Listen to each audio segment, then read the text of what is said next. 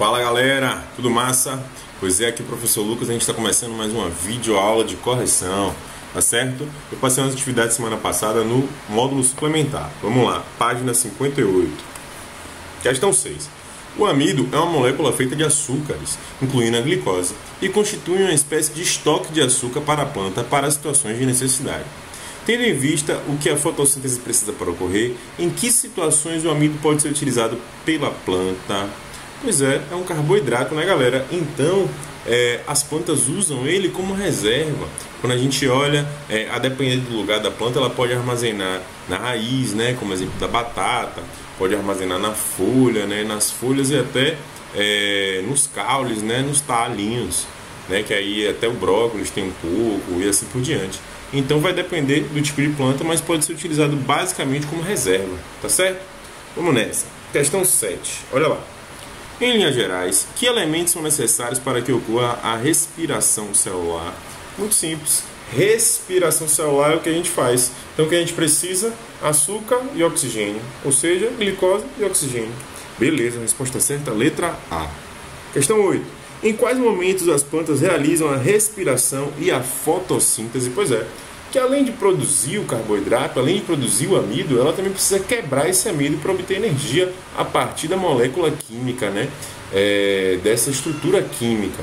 Então, olha só, a planta ela precisa respirar o dia inteiro, porque ela precisa produzir, quebrar essa energia, liberar essa energia o dia todo. Então, ela faz isso tanto dia quanto noite. Já a fotossíntese, como o nome já diz, foto é luz em latim. Então, ela só consegue fazer fotossíntese durante o dia. Então ela respira dia e noite e faz fotossíntese só durante o dia. E a resposta certa é a letra D. Tá legal? Vamos lá. Questão 9. Sobre a fotossíntese, de modo simplificado, pode-se dizer que na presença de luz solar, bem simples, o que faz a fotossíntese? A planta pega a água do solo, pega a energia da luz do sol e transforma esses dois elementos em açúcar, né? Pega a água do solo, a luz do sol e o gás carbônico. Como resultado, ela libera o quê? Açúcar e oxigênio, tá certo? Então é basicamente isso. Letra E. Gás carbônico e água são transformados em gás oxigênio e glicose. Valeu? É bem por aí. Isso aí é o resumo, é a síntese do que é a fotossíntese, tá certo? E a respiração, como a gente viu, é o oposto. A planta também, né, que faz respiração celular, mas nós, né, principalmente, e as plantas, a gente vai acontecer o quê? A gente vai pegar o oxigênio e o açúcar, né? No caso da planta, o açúcar de reserva, o amido, e no nosso caso, o que a gente se alimenta, não é isso? E a gente vai transformar o quê? Transformar o oxigênio e o açúcar em energia, né? A gente vai quebrar essas moléculas e liberar essa energia para o nosso corpo. Então vamos nessa. Questão 10. Analise as sentenças a seguir. Olha lá, minha gente. Sentença 1. Durante a fotossíntese, as plantas liberam gás carbônico. Isso é falso. As plantas liberam oxigênio. E aí vamos nessa. 2. O amido é uma reserva energética das plantas. Verdade. Né? Ela produz e armazena em várias partes do corpo dela. 3. Um dos produtos da fotossíntese é o açúcar. Verdade, é esse carboidrato. Né? E aí vem 4. Durante a respiração, as plantas liberam gás oxigênio. Olha a pegadinha. Elas liberam oxigênio na fotossíntese. Então, ó, durante a respiração é a mesma coisa que a gente. Então ela vai liberar o que? CO2. A gente libera CO2 quando a gente coloca os gases para fora, tá certo? Então olha só, uma coisa resposta certa, as alternativas 2 e 3, letra B, né? Então bacana. Vamos nessa. Questão 11. Olha lá. Apesar de sua importância para a manutenção da vida na Terra, e mesmo sendo associada a alguns processos biológicos do corpo humano, sabe-se que a luz solar em excesso pode provocar queimadura e contribuir para o desenvolvimento de câncer de pele, né? Assim, quais cuidados podem ser tomados para que se possa usufruir da luz do sol sem que haja risco à saúde? É simples, né, galera? Nossas mães e nossos pais são craques em saber essa resposta. E é o que? Usar protetor solar. Olha que coisa legal. Usa o protetor solar e aí você vai estar protegendo a sua pele do excesso de raios do sol. Além disso, a gente só pode tomar banho de sol nos momentos que o sol está mais fraco. Ou seja, pela manhã, das 6 da manhã às 10 da manhã, tá valendo. E depois das 4 horas, depois das 16 horas. Então, das 16 horas até as 18 horas, tá beleza também, tá certo? Até o sol se pôr, né? 18, 19 horas, a depender do período do ano, tá certo? Então, os nossos pais são craques em falar isso pra gente, protetor solar e os momentos certos do dia que a luz do sol não tá tão forte, né? A luz do sol tá forte entre as 10 e as 16 horas. Passamos a página, chegamos na questão 12. Observe, no esquema a seguir, uma representação simplificada do efeito estufa. O efeito estufa é um fenômeno natural importante para a manutenção da temperatura do planeta.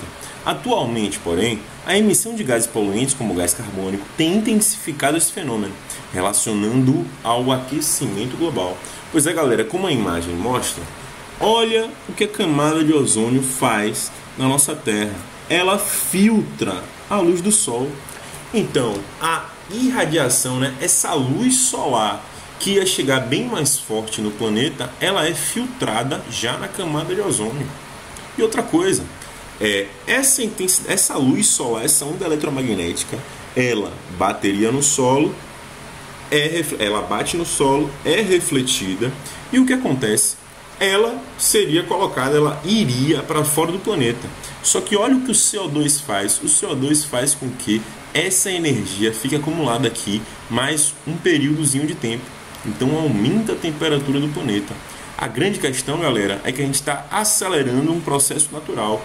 O efeito estufa é um processo natural, né? Só que a gente acelera esse crescimento emitindo bastante o quê? CO2. Beleza? Vamos lá. Passamos a página e a gente já chega nas questões do próximo capítulo, né? Que é o capítulo 4, as máquinas térmicas. Né? Vocês estão estudando e podem perceber que grande parte das máquinas do nosso dia a dia são máquinas térmicas. Então imagine, geladeira é uma, carro é outra, né? São máquinas que, através de uma fonte de energia, realizam um trabalho. Beleza? Vamos lá. Questão 1. No contexto da Revolução Industrial, as máquinas térmicas tornaram-se de amplo uso nas fábricas.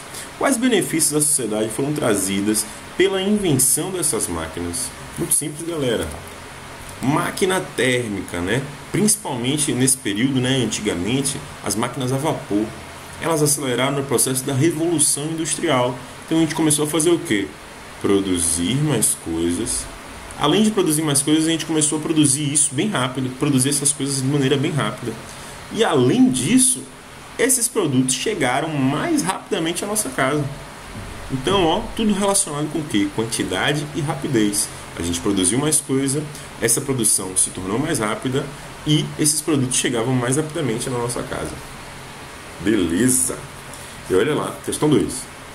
As máquinas térmicas do século XIX dependiam do uso de carvão mineral para aquecer a água e gerar o vapor necessário para a movimentação de suas engrenagens.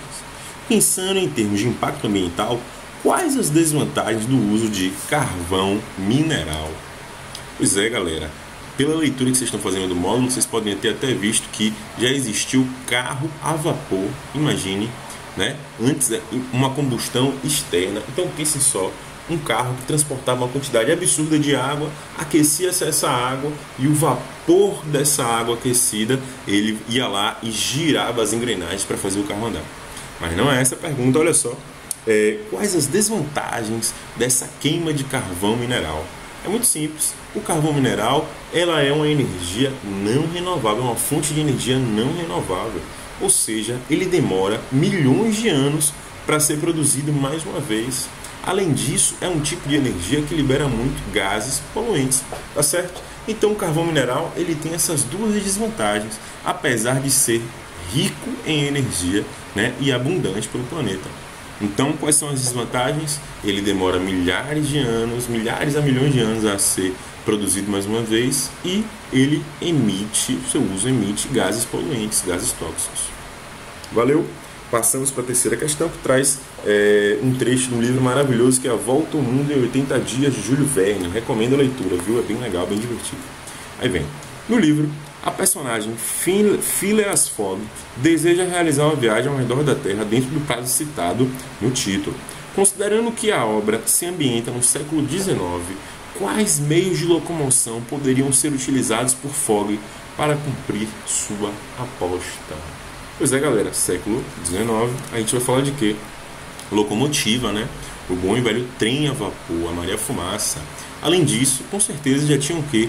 Barcos movidos a vapor.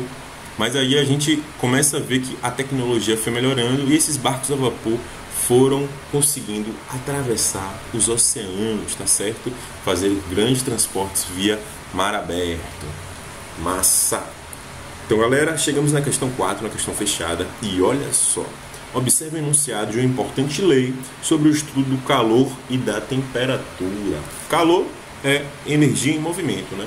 Calor é a energia que passa do corpo que está mais quente para o corpo que está mais frio. E a temperatura é o grau de agitação das moléculas, né? Então, olha só. É impossível construir uma máquina térmica que retire calor de uma fonte e o converta integralmente em trabalho. Ou seja, é impossível você criar uma máquina que utilize 100% da energia que está ali disposta para ela. E a gente pode ter vários exemplos disso, né? Porque a gasolina, por exemplo, não consegue extrair toda a energia. O carro não consegue extrair toda a energia contida na gasolina. Como é que a gente observa isso? Nem toda a energia da gasolina é transformada no movimento do carro. É simples. Essa energia, ela também é gasta, sabe como? Parte dessa energia vira o barulho que o carro faz. Outra parte dessa energia vira a temperatura que o carro, não sei se vocês sabem, mas quando você coloca a mão no capô do carro, ele está bem quente, né? Principalmente se o motor estiver ligado. Essa temperatura vem de onde? Vem da gasolina. Então a gente não consegue transformar a gasolina em movimento, 100% em movimento do carro. Esse é só um exemplo de como a gente não consegue transformar toda a energia gerada na máquina térmica em 100% de trabalho. Sempre tem o quê? Uma perda de energia. Então olha só. Por extensão, esse princípio permite concluir que, letra D, qualquer máquina térmica retira calor de uma fonte quente e rejeita parte desse calor para uma fonte fria. Tá certo? Onde essa energia é dissipada, né? Como no barulho do carro. Essa energia vai para onde? Esse som, ele se propaga pelo ambiente e você não tem mais como utilizá-lo, né? Utilizar essa energia. Então, bacana. 5. Apesar de serem chamadas de máquinas térmicas, não é o calor em si que produz o movimento das engrenagens desses equipamentos. O correto seria dizer o quê? Seria dizer a letra B. É o movimento do vapor, o vapor d'água, né? Máquina térmica normalmente está relacionada à água. É o movimento do vapor d'água que em alta pressão faz girar o quê? As engrenagens. Então, ó, é o movimento do vapor d'água em alta velocidade que gera o movimento das engrenagens.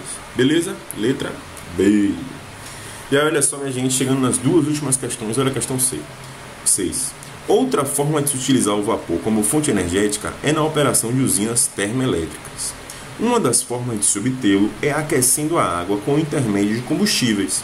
Sabendo disso, qual a importância de investir na utilização de combustíveis renováveis? É simples, né? A gente já conversou sobre isso. Vai causar menos impacto no ambiente, porque o combustível renovável, ele vai acabar ou não liberando tantos gases poluentes, ou mesmo que ele libere esses gases poluentes, eles reabsorvem, que é o exemplo do quê? Da cana-de-açúcar, né? O biocombustível, o etanol. Então, olha só, o etanol do carro, ele libera fumaça, né? Pelos escapamentos do carro, só que parte dessas fumaças, elas vão ser reabsorvidas pela cana-de-açúcar. Então, meio que vai compensar o processo de limpar um pouco o ar. Mas, de modo geral, a gente pode responder o quê? Eles vão impactar menos porque liberam menos gases poluentes. Tá certo? Além da gente tirar a nossa dependência dos combustíveis baseados em petróleo, né? Baseado nos combustíveis fósseis. Valeu? E aí, vamos nessa então, última questão. Assinale verdadeiro V se o material for utilizado como combustível em usinas termoelétricas e F se ele não for utilizado. Então, muita atenção aí, viu, galera? Porque não é apenas o material ser utilizado, é ser utilizado como combustível. Sublinha aí, marca aí, como combustível. A gente vai entender o porquê agora. Letra A, o urânio, ele pode ser um combustível de uma termoelétrica, uma usina nuclear, verdadeiro. B, o carvão mineral também pode ser utilizado como combustível, verdadeiro. Letra C, o gás natural, que também vem dessas bacias de petróleo, também podem ser utilizados como combustível, né? É o gás natural que a gente usa na nossa casa, lá no fogão, né? A gente usa como combustível para manter uma chama acesa e a gente conseguir cozinhar. Aí vem, olha a letra D, água. A água é utilizada numa termoelétrica, né? Porque afinal de contas, sem a água a gente não teria o vapor d'água. Porém, não é a água o combustível da termoelétrica. Ela é o quê? Ela é um meio pelo qual a gente aquece a água, ele vira o vapor que vai girar uma engrenagem. Beleza pura, minha gente? Valeu. Então, até a próxima aula. Tá certo? Grande abraço.